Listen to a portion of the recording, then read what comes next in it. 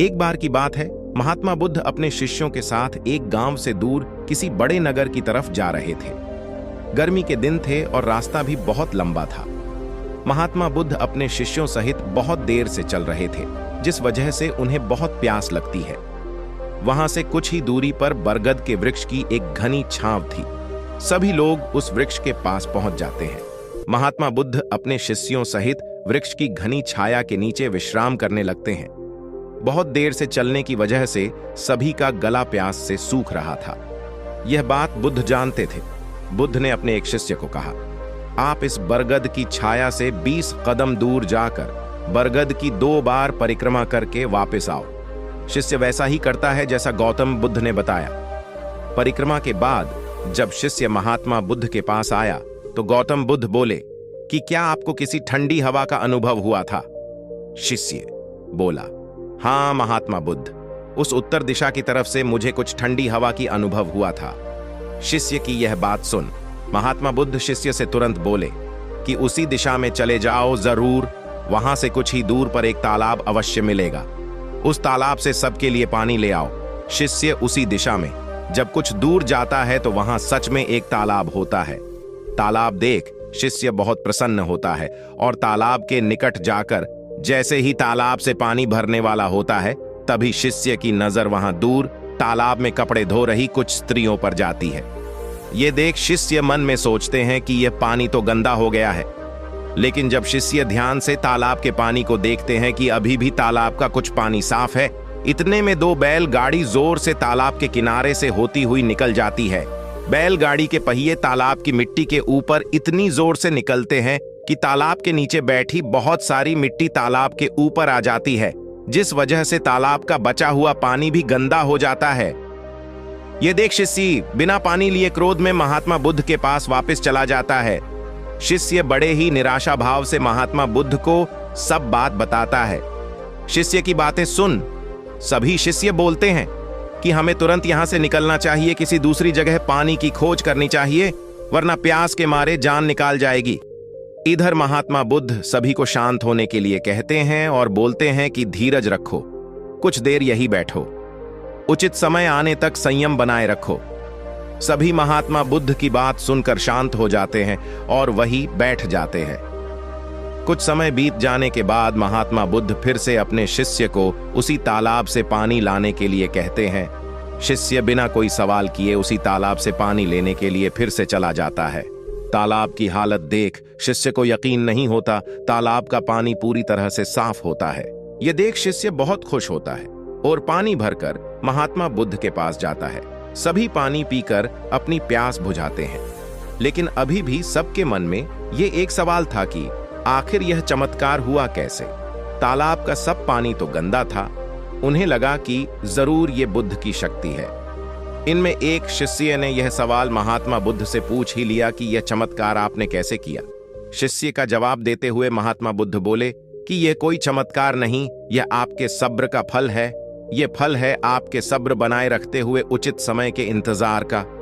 जितनी देर हम सब लोगों ने सब्र किया, उतनी देर तक तालाब के पानी के ऊपर तैर रहे। सभी गंदे तत्व और मिट्टी तालाब के पानी के नीचे बैठ रहे थे।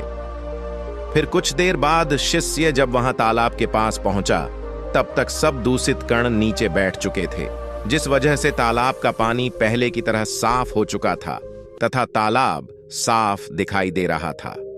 यदि उस समय आप लोगों ने सब्र न किया होता, धैर्य न रखा होता, तो आप सब इतनी गर्मी में पानी की खोज में प्यासे रहकर शायद अब तक मृत्यु को प्राप्त हो गए होते। क्योंकि यहां से आगे कोई तालाब है या नहीं, और होगा भी तो क्या उसका पानी साफ होगा या नहीं, इन सब कारणों से आप कभी प्यास न बुझा पाते और प्यास से मर जाते। फिर इतना बोलने के बाद महात्मा बुद्ध शिष्यों को एक सीख देते हुए कहते हैं कि जैसी स्थिति हम लोगों के समक्ष आज आई है, वैसी ही स्थिति और मुश्किल दौर जिंदगी के हर मोड़ पर आएंगे। तब उस समय भी आपको ऐसे ही संयम बनाए रखना होगा और अपने विवेक से काम लेते हुए ही आपको एक उचित फैसले के साथ सही नतीजे पर पहुंचना होगा। हर मुश्किल दौर में सब्र रखते हुए ऐसे ही शांत मन से ही कोई फैसला लेना चाहिए जिसका आपके और दूसरों के लिए अच्छा हो, क्योंकि ऐसी स्थितियों में लोग अक्सर गुस्से में आकर अपना सब्र खो देते हैं।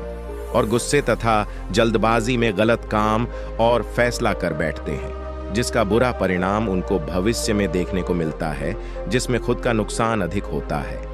कुछ परिस्थितियां जीवन में ऐसी होती हैं जहां हमें सब्र बनाए रखते हुए उचित समय का इंतजार करना होता है, लेकिन लोग अक्सर यहीं पर अपना सब्र खो देते हैं और उचित समय आने का इंतजार नहीं करते, जिस वजह से उनको आगे चलकर दुख और मुश्किलों का सामना करना पड़ ढाता है।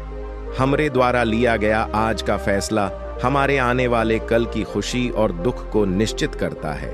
बुधा से हमें अपने जीवन में बहुत कुछ सीखने को मिलता है। हमें अपने जीवन की उन अनमोल बातों और ज्ञान का बोध होता है जो हमें हमारे जीवन में बहुत काम आती है।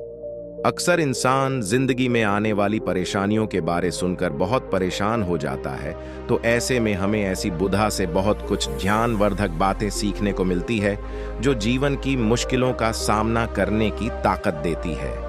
आज की दूसरी कहानी है गौतम बुद्ध और शिकारी। एक समय की बात है, महात्मा बुद्ध अपनी तपस्या में लीन थे। उन्हें तपस्या में बैठे हुए कई दिन बीत चुके थे। तभी एक शिकारी उस रास्ते जा रहा था। उस शिकारी ने महात्मा बुद्ध को पहचान लिया। शिकारी ने महात्मा बुद्ध के बारे में बहुत बधाई सुनी थी, किंतु वह महात्मा बुद्ध की बधाई से संतुष्ट नहीं था। उसने परीक्षा लेने के लिए सोचा। शिकारी पहले तो महात्मा बुद्ध को एक छोटा सा पत्थर फेंक कर मारता है, किंतु महात्मा बुद्ध कोई प्रतिक्रिया नहीं करते, क्योंकि उनका मानना था शरीर को तकलीफ होती है, आत्मा को नहीं। अतः शिकारी द्वारा फेंके गए पत्थर के कारण शरीर को कष्ट हुआ, किंतु आत्मा को नहीं। शिकारी कुछ समय सोचता रहा, महात्मा बुद्ध कुछ प्रतिक्रिया करेंगे, किंतु महात्मा बुद्ध अपनी तपस्या में लीन थे। उन्होंने कोई प्रतिक्रिया नहीं की। पुनः शिकारी ने पत्थर फेंका। वह पत्थर महात्मा बुद्ध के आंखों के ऊपर लगा और उस जगह से खून बहने लगा। महात्मा बुद्ध को आभास हुआ उनके शरीर से रक्त बह रही है, किंतु वह फिर भी अपनी तपस्या से नहीं उठे। शिकारी को गुस्सा आया और उसने पुनः एक पत्थर और महात्मा बुद्ध की ओर फेंका। महात्मा बुद्ध के शरीर से अब खून अधिक बहने लगी। इतनी पीड़ा महसूस कर महात्मा बुद्ध के आंखों से आंसू निकलने लगा। शिकारी ने महात्मा बुद्ध के पास जाकर पूछा, आपको जब मैंने पत्थर मारा तो आपने कोई प्रतिक्रिया नहीं दी। महात्मा बुद्ध ने बड़े ही सरलता के साथ कहा, क्योंकि इससे मेरे शरीर को कष्ट हुआ है, मेरे मन मस्तिष्क को नहीं। शिकारी अचंभित रह गया। उसने पूछा, फिर आपके आंखों से आंसू क्यों बह रहे हैं? इस पर महात्मा बुद्ध ने पुनः कहा, तुम्हारे द्वारा किए गए अनुचित कार्य के परिणाम के बारे में मेरा मस्तिष्क, मेरी आत्मा विचार कर रो रही है। तुमने इतना बड़ा पाप किया है, तुम्हें कैसी सजा मिलेगी? बुद्ध की बातों को सुनकर शिकारी महात्मा बुद्ध के चरणों में नतमस्तक हुआ और उनसे क्षमा याचना की। महात्मा बुद्ध क्षमाशील व्यक्ति थे। उन्होंने तुरंत शिकारी को क्षमा कर दिया और अपना आशीर्वाद दिया। वह शिकारी महात्मा बुद्ध का आशीर्वाद पाकर एक महान व्यक्ति और साधक के रूप में जीवन व्यतीत करने लगा। अगर आपको हमारी वीडियो अच्छी लगती है तो लाइक, सब्सक्राइब और शेयर कीजिए। इससे हमें प्रेरणा मिलती है। धन्यवाद।